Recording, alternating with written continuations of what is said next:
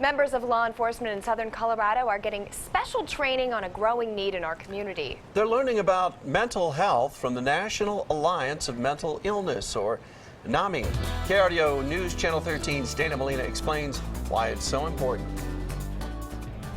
They're used to all kinds of emergency situations on the streets, but now law enforcement personnel are getting trained for a different kind of emergency. This is mental health first aid training.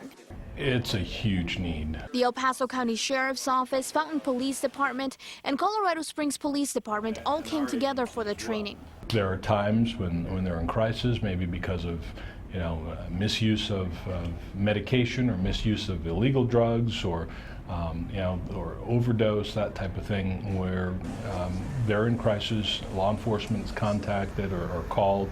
We respond and may not recognize what's going on or what the problem is. More and more we are facing people that face a variety of mental illness or mental crisis situations.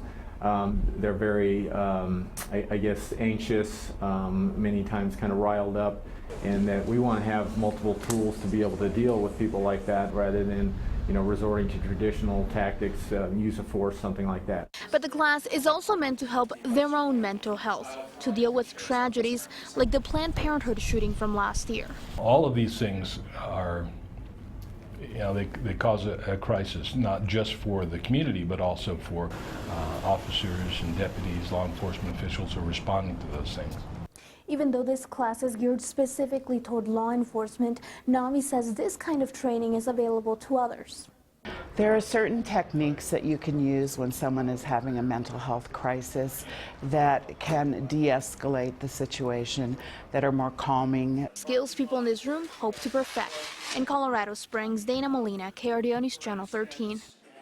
Dana, thank you. Funding for the class came from grants from several other mental and behavioral health organizations.